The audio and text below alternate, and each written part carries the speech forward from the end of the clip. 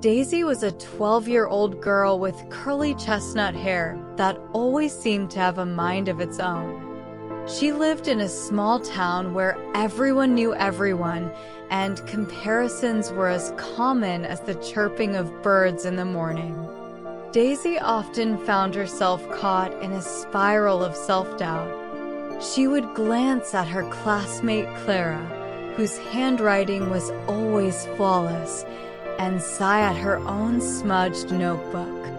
She envied her friend Mia, who was never shy and could talk to anyone without stuttering.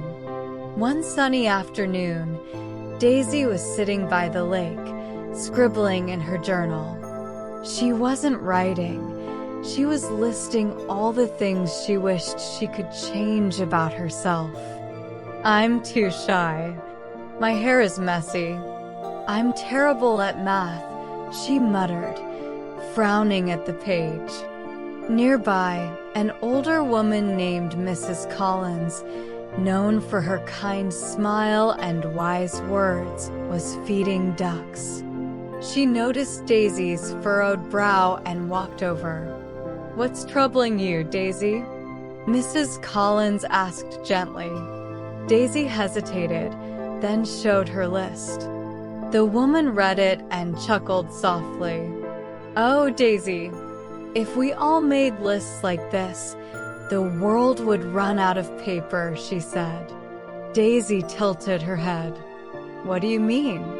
"No one is perfect, not me, not you, not them," Mrs. Collins said, pointing toward the townsfolk in the distance. "Perfection isn't the goal, Daisy. It's about accepting yourself and others as they are." Daisy frowned. "But what if people laugh at my mistakes?" Mrs. Collins smiled. "Let them laugh. People will always find something to say, but peace comes from knowing you're doing your best and being kind to yourself. The same goes for how you treat others." Daisy thought about Clara's perfect handwriting and Mia's outgoing personality. Were they truly perfect? She recalled moments when Clara had struggled with her art project and when Mia had cried over a bad grade. The realization hit Daisy like a wave. No one had it all together. Everyone had their strengths and weaknesses. From that day on, Daisy made a promise to herself. Instead of comparing, she would celebrate what made her unique.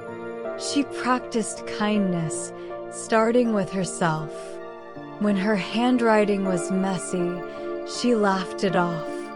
When she saw someone struggling, she encouraged them instead of envying their strengths. Years later, Daisy would look back at that sunny afternoon by the lake as the moment she truly began to live.